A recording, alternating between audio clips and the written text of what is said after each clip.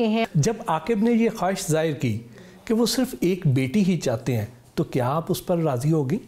बहुत जल्दी राज़ी हो गई थी मोहसिन साहब, क्योंकि दो चीज़ें थी। मैं उस वक्त विमेन राइट्स के लिए बहुत ज़्यादा काम कर रही थी, ह्यूमन राइट्स सोसाइटी और ह्यूमन राइट कमीशन की सेक्रेटरी जनरल भी रही। मैंने इनसे ख्वाहिश का इज़हार किया था कि हम अपनी शादी मस्जिद में करेंगे। मैं उन वैल्यूज़ के ख़िलाफ़ थी।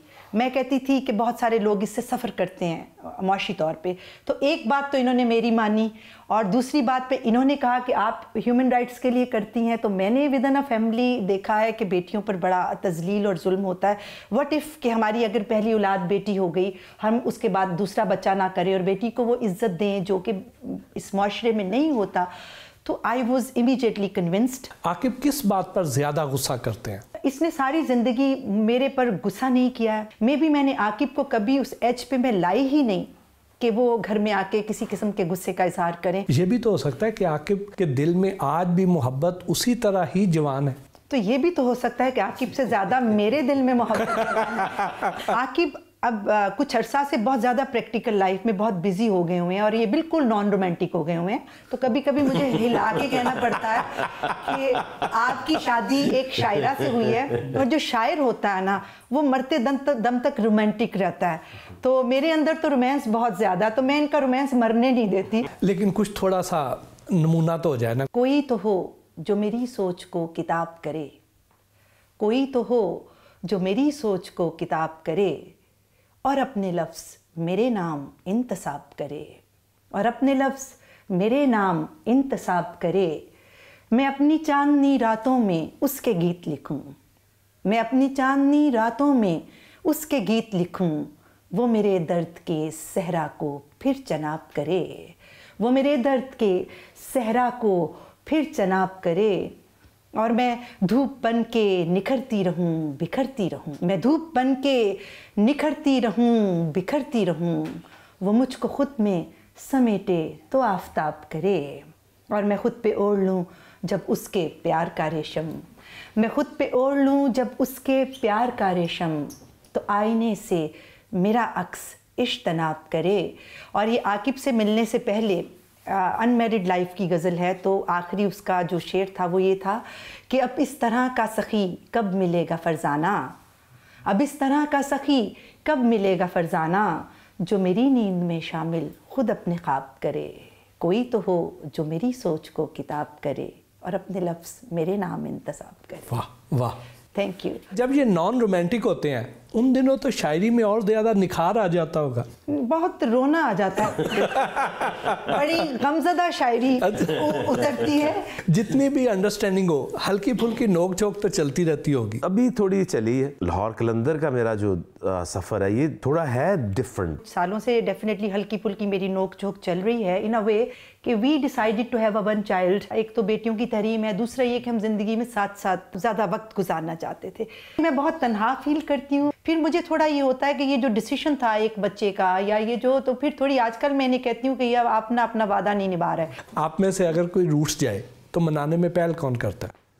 मैं तो आज तक नहीं रूठा, दावे से कह सकता हूँ। ये बहुत ढीठ इंसान है। उस तरह से रूठती वो भी नहीं है, बहुत कैजुअल इस तरह का। उसमें फिर थोड़ा सा होता है कि ये इस तरह की जिंदगी है, हम क्यों दुबई से वापस आए।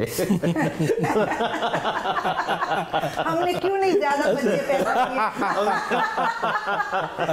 किए। सोते हुए आप में से खराटे ज्यादा कौन लेता है? ये जी बड़ा मिजरेबल, ये मैं पब्लिकली बता रही हूँ, मुझे माफ कर दीजिएगा। अभी रिसेंटली कुछ शुरू हुआ। स्नोरिंग तो इनकी बहुत ही ज्यादा हो गई। तो जो मैं गाने गाता हूँ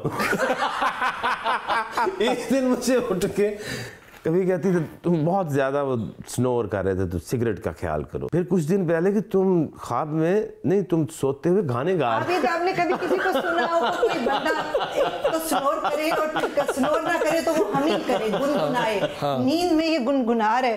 मैंने कहा आकिब साहब मुझे छापा मारना पड़ेगा कि इश्क तो नहीं हो गया।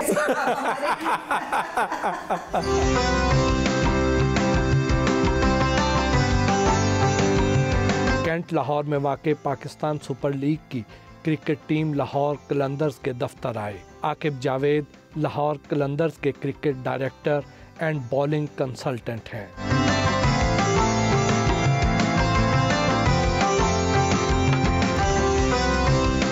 लाहौर कलंदर की इतनी नाकामियों के बाद तो मैच फिक्सिंग के भी इल्ज़ाम लगने लग पड़े। आप तक भी तो ऐसी बातें पहुंचती होंगी। देखिए, हम लोगों को ये कहते हैं कि मैच फिक्सिंग में तो वो इन्वॉल्व हो सकता है जो कभी जीते कभी हारे।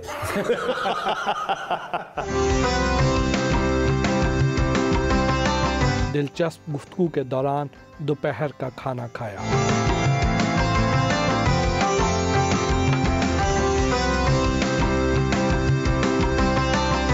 वज़ीर आज़म इमरान खान से क्रिकेट के हवाले से क्या तवक्कुआत थी, किस हद तक पूरी हुई? खान साहब की ख्वाहिश है ऑस्ट्रेलिया का मॉडल बने। जो वसीम खान है, उन्होंने जो इम्प्लीमेंटेशन है वो न्यूजीलैंड की ले ली। तो वो 6 टीमों का उनका एक ख्वाब था। फ़ायदा तो हो सकता है बाद में कभी नज़र आए, लेकिन नुकसान उसका ये हुआ कि जितने हज़ारों बच्चे जो डिपार्टमेंट्स में उनको नौकरी मिल जाती थी, उनके घर चल रहे थे, वो सारे जो है बेरोज़गार हो गए।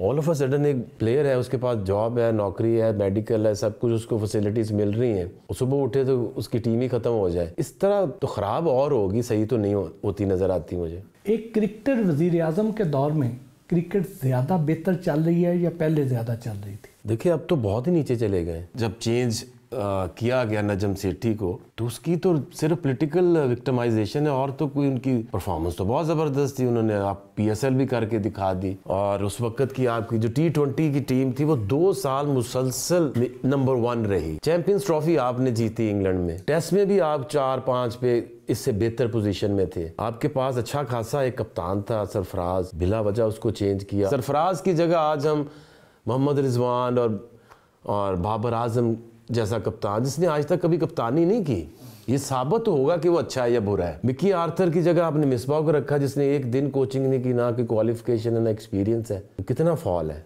चीफ सिलेक्टर की बात करें तो इंजमामुल हक जैसा नाम, और आज मोहम्मद वसीम, तो कुछ भी तो नहीं अच्छा हुआ। मुदस्सर नज़र जैसे एक्सपीरियंस बंदे को डायरेक्टर से हटा के तो नदीम खान जो है वो डायरेक्टर एकेडमीज और डेवलपमेंट है, तो कुछ भी तो सही नहीं किया हमने।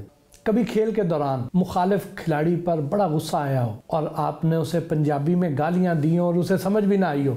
नहीं, समझ आने वाली भी बहुत दी। और जिनको नहीं समझ आती थी उनको भी बहुत दी।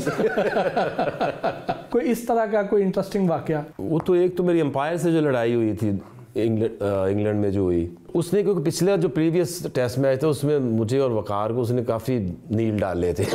बोले तो हम उसको ये कह रहे थे बेटा तेरी भी बारी आए। तो उस दिन उसकी आ गई। सिद्धू से अक्सर चलती रहती थी। वकार यूनुस नहीं चाहते थे कि आप हेड कोच बने, तो आप UAE चले गए, तो उसके बावजूद भी PCB ने आपकी परफॉर्मेंस को एक्नॉलेज नहीं किया। देखिए, वकार तो मैं नहीं कह सकता कि उसके बस में था कुछ, बट जितने भी ये लोग थे ना जिसमें जो फैसला करने वाले थे, वो मुझे नहीं चाहते थे कि मैं हेड कोच बनूं, क्योंकि बाय नेचर जो मेरा ट्रैक रिकॉर्ड है वहाँ हेड कोच बन के फिर चीज़ें रुक जाती हैं थोड़ी बहुत ना। तो फिर मैंने कहा कि बस अब बहुत हो गया, अब मुझे हेड कोच बन के देखना लगता कैसे है।